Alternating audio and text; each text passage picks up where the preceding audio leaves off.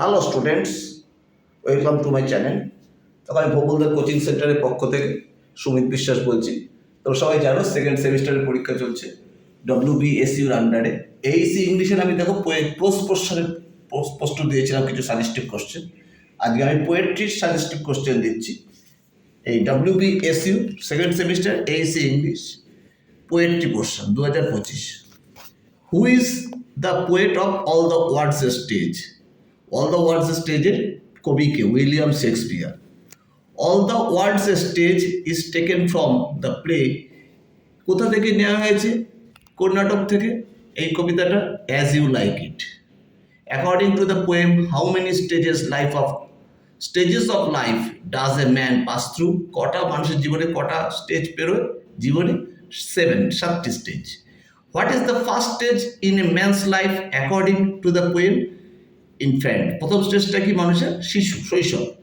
How is the school boy described in the poem? With shining morning face.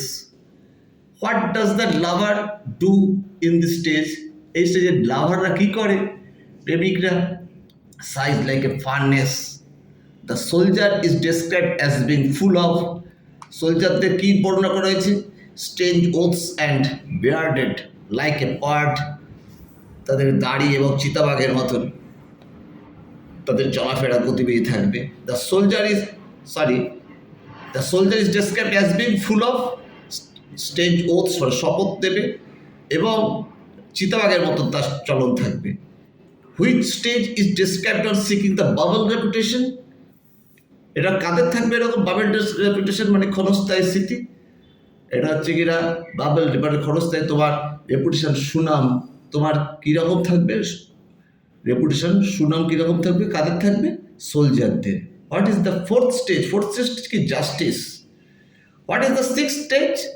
ষষ্ঠ স্টেজটা কি? Lean and slippered, pantaloon.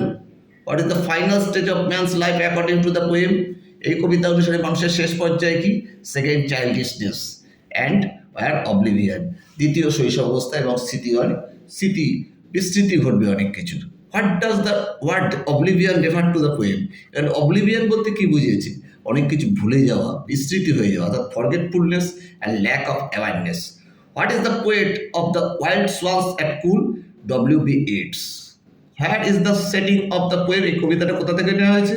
Cool Park in Ireland. What is season is described at the beginning of the poem? Autumn. How many swans does the poet count? কবি কটা swan রাজহাঁস লক্ষ্য করেছেন, কারণ গুনেছেন? 59. How many years have passed since poet first saw the swan? 19. কত বছর আগে প্রথম তিনি দেখেছিলেন সোয়ান রাজহাঁসদের? 19 বছর আগে। What do the swan symbolize in the poem? এখানে সোয়ান রাজহাঁসদের কিসের প্রতীক রূপে বর্ণনা করা হয়েছে? Youth and beauty. What time of is it in the poem? এটা কোন সময় কথা বলা হচ্ছে? টুইলাইট, ইভিনিং, গোধূলি বা সন্ধ্যাবেলার সময়। What does the poet feel after seeing the swans? Again, আবার কবে এটা দেখার পর, অনেকদিন পর সোয়ানদের দেখার পর কবির কী অনুভূতি হয়েছিল? নস্টালজিয়া অ্যান্ড স্যাডনেস, তার অতীতের স্মৃতিচারণা এবং দুঃখে মন ভারাক্রান্ত হয়ে গেছিল। What does the poet contrast him life with?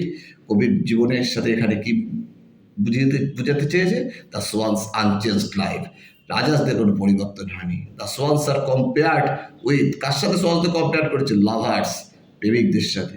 What does the poet wonder at the end of the poem? কবি কি বলতে চেয়েছেন?